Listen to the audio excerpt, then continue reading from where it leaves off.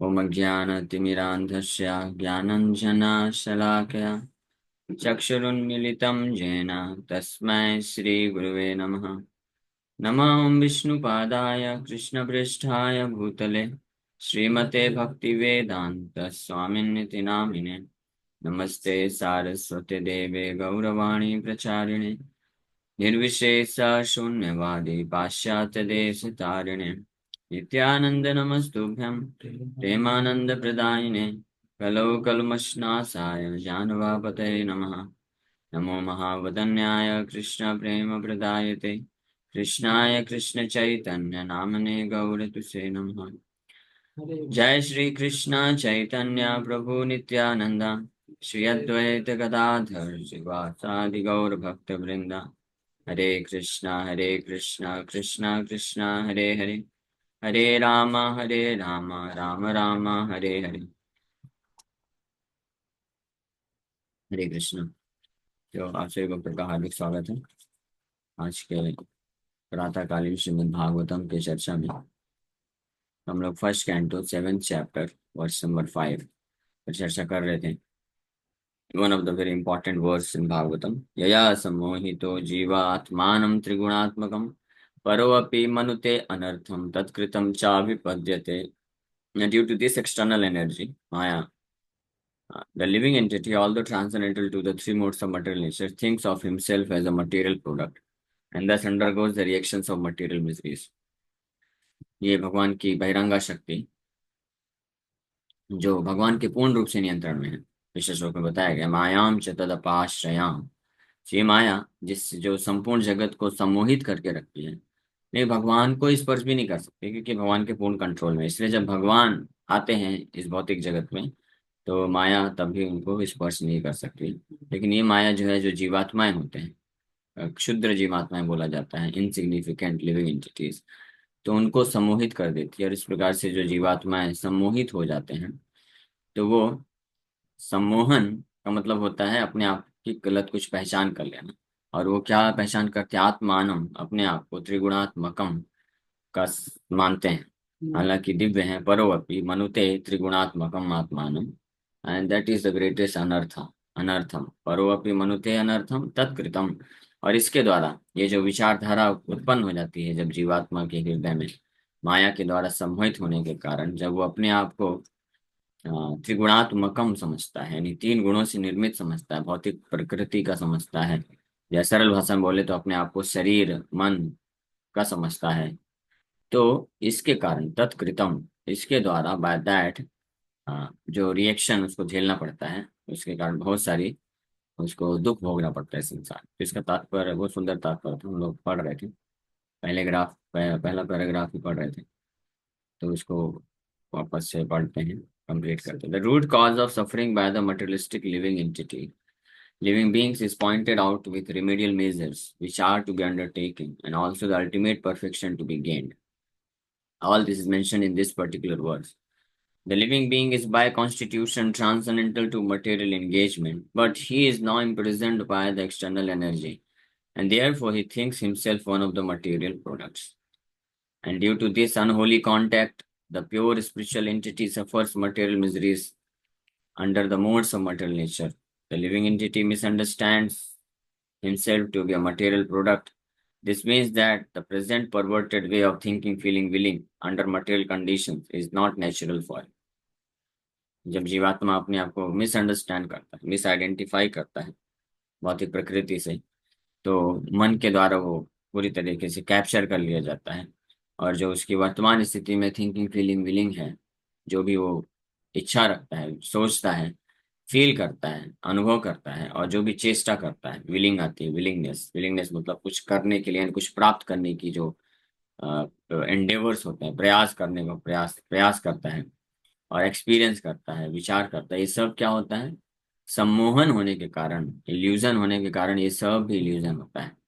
ये इसका जो है नेचुरल नहीं है इस जीवात्मा के लिए। This is not natural for him.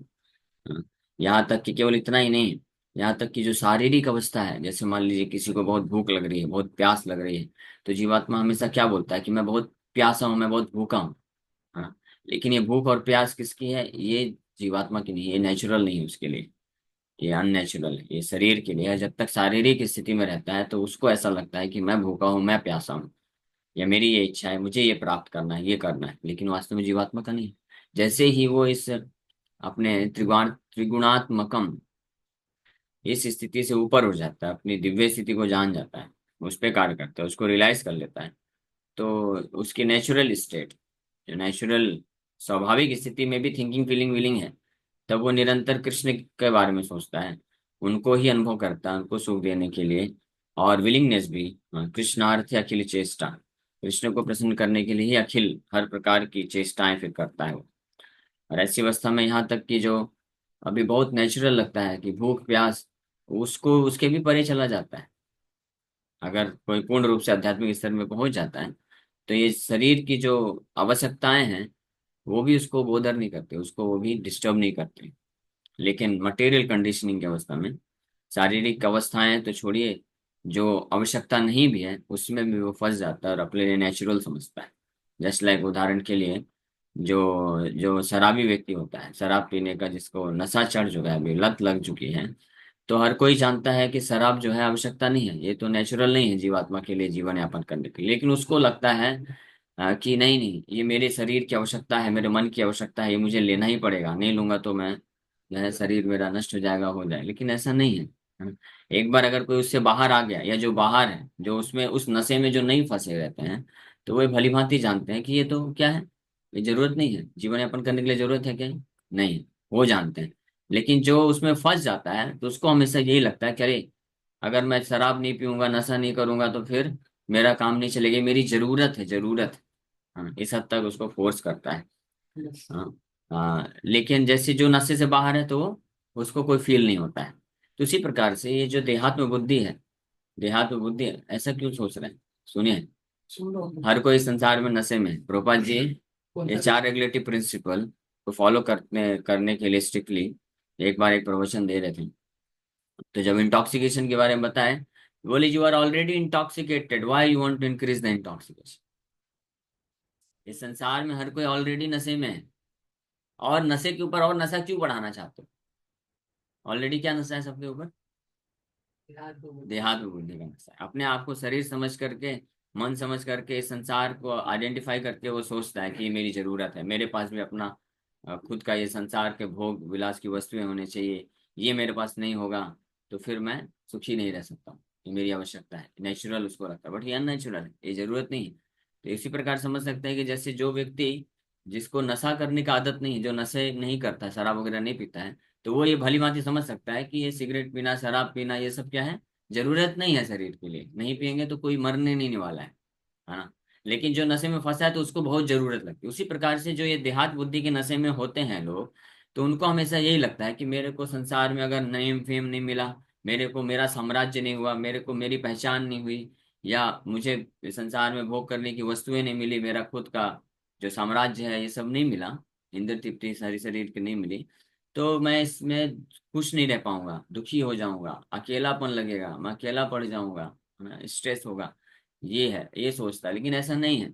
वहीं दूसरी ओर जो इस देहात बुद्धि के नशे से ऊपर उठ जाता है, आध्यात्मिक स्तर पे पहुंच जाता है, तो भली भांति वो ये समझ सकता है कि संसार की जितने भी भौतिक इंद्र तृप्ति के जो साधन है, ये सब का कोई जरूरत नहीं, this is not at all required, इसकी आवश्यकता नहीं। यहाँ तक कि शरीर की जो आवश्यकताएं हैं उसका भी जरूरत नहीं। हम आपको नहीं बोल रहे हैं कि शरीर की आवश्यकताएं भी पूरी मत करिए, उसके लिए पूर्ण रूप से आध्यात्मिक स्तर में जाना पड़ेगा, लेकिन कम से कम ये जो इंद्रिय तृप्ति की भावनाएं होती हैं, और स्पेशली जो पाप कर्म होते हैं, इसको तो पूरी तरह से वर्त इसको छोड़ देना चाहिए, क्योंकि ये बिल्कुल भी जरूरत नहीं है और कुछ नहीं होने वाला, कोई नुकसान नहीं होगा। हम आत्मा के स्तर पर रह के काम करेंगे तो धीरे धीरे आत्म साक्षात्कार को प्राप्त कर लेंगे, और उस स्तर पे फिर भगवान कृष्ण के साथ जो आदान प्रदान होगा, कृष्ण भक्ति जो मिलेगी, वो पूर्ण रूप से हृदय को संतुष्ट कर देगा। गीता में भगवान बोलते हैं इस बात को ना, यम लब्ध्वा चाप मन्यते न चाधिकम, यम लब्ध्वा चापरम मन्यते न अधिकम, भगवान बोलते हैं सुखम आत्यांतिकम यम यत्तत् बुद्धिग्राह्यम अतीन्द्रियम सुखम आत्यांतिकम, आत्यांतिक सुख का अनुभव करता है योगी, जो आध्यात्मिक स्तर पे होता है। और उस आध्यात्मिक स्तर को प्राप्त करने पर उसको लगता है कि इससे श्रेष्ठ और कुछ भी नहीं, दिस इज द हाईएस्ट, ऐसा वो महसूस कर पाता है। हाँ, लेकिन जो आध्यात्मिक स्तर पे नहीं होते, हाथ बुद्धि के नशे में रहते हैं, तो प्राय इस प्रकार से भ्रमित रहते हैं। तो वही चीज यहाँ पे बोला जा रहा है कि this means that present perverted way of thinking feeling and willing under material condition is not natural for him, but he has his normal way of thinking feeling and willing. The living being in his original state is not without thinking willing and feeling power, है ना। ये जो भौतिक अवस्था में जीवात्मा अनेकों प्रकार से विचार करता है, अनुभव करता है, इच्छा रखता है, स्वेच्छा रखता है, थिंकिंग फीलिंग विलिंग आती है भौतिक रूप से, तो ये प्रूव करता, प्रमाणित करता है कि ओरिजिनल स्टेट में यानी आध्यात्मिक स्तर पे भी जो है थिंकिंग फीलिंग विलिंग का कार्य होता है ना। आध्यात्मिक स्तर पे तभी तो ये आ रहा है ना, भौतिक स्तर में परवर्टेड होकर के रिफ्लेक्ट हो रहा है। अगर ये नहीं होता आध्यात्मिक स्तर पे ओरिजिनली, तो ये क्यों आता? इसीलिए नॉर्मल कंडीशन यानी आध्यात्मिक स्तर पे भगवान कृष्ण का पार्षद बन करके भी ये कार्य होता है। हाँ, वहां पे नष्ट नहीं होता है। ये मायावादी लोग जो होते हैं उनका ये गलत विचारधारा है कि भौतिक थिंकिंग फीलिंग विलिंग, भौतिक जो विचारधारा है, भौतिक इंद्रिय तृप्ति है, इसको त्याग करने के बाद जो है सब कुछ वो हो जाना चाहिए, निराकार हो जाना चाहिए। शून्यवादी लोग सोचते हैं सब कुछ शून्य हो जाना चाहिए, तो ये सब नष्ट करना चाहते हैं वैरायटी थिंकिंग फीलिंग विलिंग को, लेकिन ये नष्ट नहीं होता है। अध्या हाँ, थिंकिंग कैसे नष्ट होगा? वही तो, कैसे नष्ट होगा उनको जाके पूछिए ना, मैं क्या बताऊं। हम तो ये गीता में तो भगवान खुद बोलते हैं, नहीं कश्चित् क्षणम अपि जातु तिष्ठत्य कर्म कृत। एक क्षण के लिए भी कोई जीवात्मा बिना कार्य किए नहीं रह सकता है ना। तो मन का फंक्शन है, थिंकिंग फीलिंग विलिंग तो होगा ही होगा। भौतिक देहात बुद्धि में रहेगा तो भौतिक चीजों के लिए करेगा, लेकिन अगर मुक्त हो जाएगा, मुक्त पुरुष हो जाता है, जब बंधन से छूट जाता है, तो आध्यात्मिक भगवान के लिए करता है। सिंपल सी बात है। बिना रहे नहीं रह, बिना थिंकिंग फीलिंग के नहीं रह सकता। So it is also confirmed in the Bhagavad Gita that the actual knowledge of the conditioned soul is now covered by science. Bhagavad Gita में भगवान बताते हैं, हाँ, ज्ञानमावृतम देहिनाम काम रूपेण कौन्तेय दुष्पुरेण अनलेन च। ये काम रूपी शत्रु जो है, जीवात्मा का जो शुद्ध ज्ञान होता है, उसको क्या कर देता है? आवृत कर देता है, कवर कर देता है। ये because of the influence of material modes of nature. Thus, the theory that a living being is absolute impersonal Brahman is refuted herein. This cannot be, because the living entity has his own way of thinking in his original unconditional state also. The present conditional state is due to the influence of the external energy, which means that the illusory energy takes the initiative while the Supreme Lord is aloof. The Lord does not desire that a living being be illusioned by external energy. The external energy is aware of this fact, but still she accepts a thankless task of keeping the forgotten soul under illusion by her bewildering influence. This is the thankless task of the Maya. तो भगवान भगवान ये नहीं चाहते हैं। भगवान चाहते हैं कि जीवात्मा जो है अपनी नेचुरल अनकंडीशनल स्टेट में आ सके, ओरिजिनल अपनी जो वास्तविक जो स्थिति है उसमें रह सके। वास्तविक स्थिति में भी, आध्यात्मिक स्थिति में भी जीवात्मा का इच्छाएं होती हैं, कार्य करने की प्रवृत्ति होती है, कार्य भी करता है, थिंकिंग फीलिंग विलिंग सब कुछ होता है, फीलिंग भी है, भावनाएं भी हैं, हाँ, इमोशंस होते हैं ना, प्रेम होता है। ये सब जो अभी भौतिक अवस्था में प्रकट हो रहा है, लेकिन ये क्यों हो रहा है? क्योंकि जीवात्मा का वास्तविक रूप में ओरिजिनली भगवान के प्रति क्या है? फीलिंग है। भगवान बोलते भी है ना गीता में, बुधा भाव समन्विता भजन्ते माम दृढ़व्रता। मेरा भजन करता है, सेवा करता है दृढ़व्रता होकर के। क्यों? क्योंकि मेरे प्रति भाव होता है उसको, भाव प्रेम होता है। जैसे इस संसार में किसी व्यक्ति को किसी अन्य व्यक्ति के प्रति जब प्रेम होता है, भाव होता है, सो कॉल्ड प्रेम, तो उसके लिए फिर सब कुछ सेक्रीफाइस करने के लिए तैयार है। बोलता है मैं अपने बच्चों के लिए, पत्नी के लिए, परिवार वालों के लिए ये सब इतना मेहनत कर रहा हूँ। क्यों इतना कर पाता? क्यों? लेकिन वास्तविक रूप में ये क्या है? ये भाव, ये जो प्रेम प्रकट होता है, ये ओरिजिनल जो भगवान के प्रति भाव और प्रेम है, वही रिफ्लेक्ट हो रहा है इस संसार में लोगों के प्रति। हाँ, तो ये भाव प्रकट होना, प्रेम प्रकट होना किसी के प्रति, ये प्रिंसिपल गलत नहीं है, लेकिन गलत जगह अप्लाई हो रहा है। वही तो, क्या गलत जगह आप करते हैं तो इससे क्या मिलता है? दुख मिलने वाला है केवल। इसको वापस इसके ओरिजिनल जगह पे लगा दीजिए, भगवान कहता है ना। समझ पा रहे हैं? हाँ।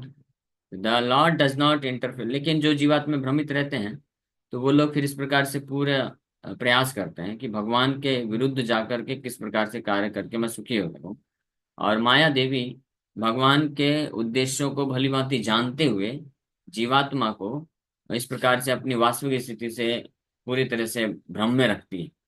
ये थैंकलेस टास्क है उनका, ताकि उनको धीरे धीरे जब ये एहसास हो जाए कि हम भगवान के अलावा अगर अपने प्रेम को कहीं पे लगाएंगे तो केवल तीन ही परिणाम होने वाला है। हाँ, क्या आप तीन चीज मिलने वाली है? दुख और और दुख और दुख और महादुख और महादुख। दुख और दुख महादुख, समझिए तीन ही परिणाम होगा। है ना, पहले दुख मिलेगा क्योंकि जिस व्यक्ति से आप प्रेम करना चाहते हो, सो कॉल्ड प्रेम, तो उसको उसको पहले कन्विंस करना कि मैं तुमसे प्रेम करता हूँ, इसके लिए दुख झेलना पड़ेगा। अगर सफल हो गए तो और दुख मिलने वाला है। सफल हो गया तो एक साथ में आ जाएंगे तो और दुख मिलने वाला है। फिर और सफल होंगे तो और एक साथ में आ जाएंगे और फिर महादुख मिलने वाला है। तो ये तीन ही परिणाम, अभी देखो ये कन्विंस नहीं है। एक्सप्लेन करो जरा ठीक है, और कैसे एक्सप्लेन बाद में करेंगे आपको। हाँ। कैसे दुख होगा मेरे को करना भी तो होगा। बोल रहे हैं कैसे दुख होगा मिलने पे। ठीक है, बाद में वो एक्सप्लेन ठीक है करते हमारा। हैं। हाँ, लेकिन इसीलिए एक तीन ही परिणाम है इस संसार में। भौतिक, अगर भौतिक संसार में भौतिक किसी भी भौतिक वस्तु, व्यक्ति, पोजीशन, नेम फेम, ग्लोरीज, स्थान के ऊपर अगर आप अपने भाव को प्रकट करेंगे कि ये मेरा है, ये मेरा है, ये मेरे साथ रहना चाहिए, ये मेरी पोजीशन है, ये मेरा वस्तु है, ये मेरा जगह है, मेरा प्रॉपर्टी है। हाँ? तो ये जब तक भावना रहेगी तब तक केवल तीन ही चीज मिलने वाला है, दुख, महा और दुख और महादुख। हाँ? तो अगर किसी के ऊपर दया हो गई कि उसको ये चाहत तो है कि मुझे ये मिल जाए, लेकिन अगर ना मिले तो कम से कम वो बच जाएगा, केवल दुख प्राप्त करेगा और दुख और महादुख से बच जाएगा। लेकिन अगर सफल हो गया, मिल गया, तो फिर और दुख मिलने वाला है और फिर महादुख मिलने वाला है, गारंटी। ठीक है। दुख तक तो समझा। ठीक है, इसके ऊपर हम लोग कल और आगे पैराग्राफ कंप्लीट करके चर्चा करेंगे। इसलिए लेकिन इसे ध्यान रखना चाहिए कि हालांकि भौतिक बद्धावस्था में जो हम हैं, तो हमारा ये एक प्रवृत्ति है कि मेरे पास ये सब होना चाहिए। हम किसी को चाहते हैं कि वो, हाँ, वो मुझे मिले, या ये वस्तु मिले, पोजीशन मिले, ये जो भी साम्राज्य मिले, इच्छाएं पूर्ण करना चाहते हैं। वो हो सकता है, लेकिन आध्यात्मिक ज्ञान को समझते हुए हमको जानना चाहिए कि ये केवल हमारे दुखों का कारण बनेगा। इसी को हमको क्या करना, कृष्ण की तरफ करना है चेंज। जितनी भावना हमको रहती है कि मेरे पास ये चीज होनी चाहिए, मेरा इतना सक्सेस, नाम होना चाहिए, ये व्यक्ति मुझे मिलना चाहिए, या ये वस्तु मुझे मिलनी चाहिए, ये ऐसा मेरे को स्टैंडर्ड ऑफ लिविंग मिलना चाहिए, ये जितनी भावना होती है, इतनी भावना बस आपको क्या करना है, ये चेंज नहीं करने के लिए बोल रहे हैं।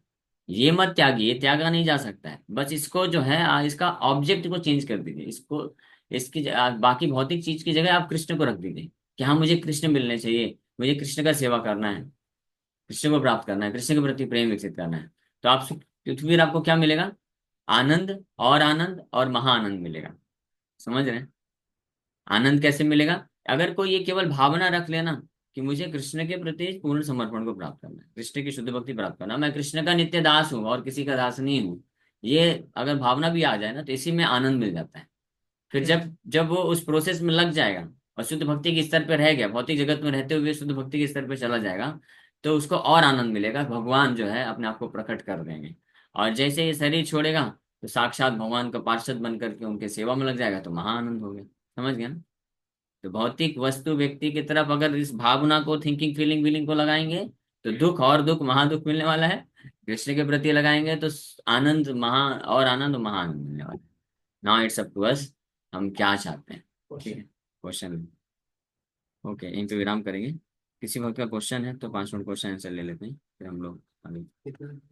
यस, पलक माता जी। हरे कृष्णा प्रभु जी। प्रभु हम्म। जी, बीच वाला ऑप्शन नहीं है क्या कुछ, जैसे मतलब रहता है ना कि हमें अटैचमेंट्स भी होते हैं, तो उनको अगर भक्त बना दे, ऐसा कुछ करके तो। उसमें प्रॉब्लम क्या है बीच वाले ऑप्शन में? बीच वाले ऑप्शन में हमारा चेतना तो उधर ही है ना, कॉन्शियसनेस तो अ, उधर ही है। भौतिक चीज, भौतिक जो चीज है, भौतिक जो वासना है, उसी को पूरा करने में रहता है। इसलिए रिजल्ट तो वही होने वाला है। इसलिए प्रभुपाद जी बोले, स्पष्ट फिलॉसफी दी कि Krishna consciousness and sense gratification go ill together, साथ में नहीं हो सकता है, वो डिस्टर्ब करेगा कॉन्शियस। यस मनीष को पूछिए, मनीष को हरे आपका कृष्णा आवाज नहीं जी, आ। दंड प्रणाम। हाँ, दंड प्रणाम, हरे जी, कृष्ण। कंफ्यूजन ये है कि जैसा ये आवाज आवाज आ रही। आ रही है, बोलिए। बोलिए प्रभु।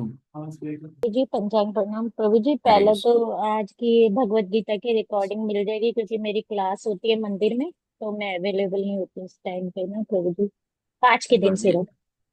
हाँ हाँ ठीक है, ये यूट्यूब में डाल दिया दूसरा जाएगा। हाँ जी, जी। आज ही दूसरा डाल देंगे ना क्वेश्चन ये ये भी। हाँ ठीक है, डाल देंगे ना हम लोग। दूसरा क्वेश्चन ये है प्रभु जी, जैसे हम भौतिक लोगों के लिए तो बहुत आकर्षित होते हैं और हमें हम सोचते हैं ये हमें मिल जाए, ये हो जाए, पर हम भगवान के लिए वैसा प्रेम क्यों नहीं हमारे अंदर आ सकता कि भगवान को ही हम देखना पसंद करें, हर वक्त भगवान के बारे में ही सोचें। क्योंकि इसी का उत्तर दिया गया है इसी श्लोक में, यया सम्मोहितो जीवा, माया के द्वारा जो सम्मोहित व्यक्ति होता है, आत्मानम त्रिगुणात्मकम मनुते परो अपि मनुते अनर्थम। हालांकि दिव्य है, भगवान कृष्ण का दास है, लेकिन माया के द्वारा सम्मोहन में आने के कारण अपने आप को देह देह समझता है, मन समझता है, और इसीलिए वो जो है ये मानता है कि यही चीजें मुझे संतुष्ट कर सकते हैं। इसको बिविल्डरनेस बोलते हैं। मोहन, मोहित होना मतलब बिविल्डरिंग सिचुएशन, सम्मोहित मतलब पूरी तरीके से भ्रमित है। इस ये श्लोक में इस प्रकार से बड़े बड़े स्पष्ट शब्दों में बोला गया है कि जो भी व्यक्ति ये सोचता है कि ये संसार, ये इस संसार में जो भी वस्तु है, व्यक्ति है, वो मेरा है, तो इसका मतलब वो पूरी तरीके से मोहित है, मोह में मोहग्रस्त है। और इसी कारण वो है भगवान के प्रति फिर ये भावना को नहीं रख पाएगा, भगवान को प्राप्त करने की इच्छा नहीं हो पाएगी। तो इसीलिए ये जो देहात बुद्धि है, इससे मुक्त होना जरूरी है। और इसका सोल्यूशन यही है कि सबसे पहले आप समझना कि हमारी दिव्य स्थिति क्या है। हम, हमारा इस भौतिक संसार से कोई लेना देना नहीं है। हमको पीसफुली, शांतिपूर्वक भगवान हमारे कोटा में जितना देते हैं उसको स्वीकार करके अब भगवान के सेवा में, भजन में लगे रहना चाहिए। भले ही इच्छाएं हो कि ये भी मेरे पास होना चाहिए, ये भी मेरे पास होना चाहिए, लेकिन वो सबको त्याग देना चाहिए इच्छा को, ये सोचते हुए कि इससे केवल दुख मिलने वाला है।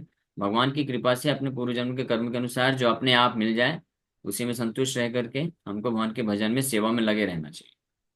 ठीक है, तो फिर धीरे धीरे व्यक्ति आध्यात्मिक स्तर में आ सकता है। ठीक है प्रभु जी, प्रभु जो ठीक है, धन्यवाद प्रभु जी। प्रभु जो मतलब पहले हमें से हमें खाली हमें भगवान की भक्ति में लगे रहना है, भले ही हमारे अंदर कितनी भी इच्छा हो, है ना प्रभु जी, वो धीरे धीरे खुद यस। ही हाँ यस, वो शुद्ध हो जाएंगे उन इच्छाओं को से भ्रमित होकर के उसको पूरा करने के लिए बहुत ही ऐसे प्रयास में नहीं प्रयास। लगना चाहिए। ठीक है प्रभु जी, ओके। धन्यवाद यस प्रभु पलक जी माता मेरी। जी। प्रभु जो पहले से अटैचमेंट्स है बहुत गहरी, डेवलप कर चुके हैं हम ऑलरेडी अपना फैमिली के प्रति जो भी है, वो हाँ, कैसे ओवरकम हो सकता उसके है? लिए भगवान बोलते हैं कि उसके लिए सहन करना सीखना चाहिए। क्योंकि भक्ति के मार्ग में लगने से धीरे धीरे वो सारे अटैचमेंट, आसक्ति भी नष्ट हो जाएगी। तो जो बुद्धिमान भक्त होते हैं वो ये जानते हैं कि ये सब अटैचमेंट अल्टीमेटली मुझे बंधन में डालने वाले हैं। मैं मेरे को मुझे दुखी मिलने वाला है, क्योंकि इस संसार में कोई भी वस्तु, व्यक्ति जो है हमारा है ही नहीं। हम जिसको प्राप्त करने के लिए इतना हम तत्पर होते हैं, इतना हम जो है प्रयास करते हैं, इतना सोचते हैं, अंत में वही सब हमको छोड़ के जाने वाले हैं। तो ये दुख मिलने वाला है, तो ये जानता है जो व्यक्ति, तो भले आसक्ति होती है, तो वो क्या करता है, भगवान के भक्ति मार्ग में लगा रहता है, भगवान से प्रार्थना करता है। और ये अटैचमेंट के कारण जो थोड़ा बहुत कष्ट होता है, तो उसको सहन करना सीख जाता है। सहन कर लेना चाहिए। ताम तितिक्षस्व भारता, भगवान गीता का ही एक ज्ञान है, ये जो श्लोक चल रहा है गीता का शुरू का ही ज्ञान है।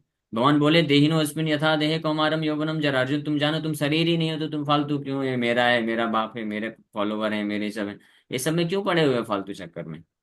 तो अर्जुन समझ गया, हाँ भगवान सही बात है, समझ गया, लेकिन क्या करूँ, आसक्ति तो आ जाती है ना भगवान। तो इसलिए वो जो है मन प्रेरणा देता है कि चलो चलो चलो ये भी करो। हाँ। तो भगवान बोले ठीक है, आसक्ति आ जाती है तो वो कोई दिक्कत नहीं, आसक्ति धीरे धीरे चली जाएगी, कम से कम उसमें एक्ट तो मत करो, सहन करना सीखो, सहन करो। हाँ। ताम तितिक्षे स्वभावतः, ये भगवान बोले, तो वही हमको भी करना है। सहन करने का अर्थ क्या है कि भौतिक चीजों के लिए, प्राप्त करने के लिए लालसा को त्याग देना चाहिए, और जो भगवान की सेवा है उसमें अपने आप को लगा के रखना चाहिए। तो धीरे धीरे वो जो आसक्ति है, जो लालसा है, वो कम होती जाएगी, नष्ट हो जाती है। भक्ति इतनी इतनी पावरफुल है, जितना जो अटेंटिव भगवान का भक्ति भजन करता है, सेवा में लगता है, उसके प्रभाव से नष्ट हो जाती है। ठीक है। Thank you Prabhu, Hare Krishna. Hare Krishna. Yes Mukesh, को आपको कोई प्रश्न है? हाँ प्रभु जी था, लेकिन अभी रहने दीजिए। अच्छा ठीक है। हरे कृष्ण।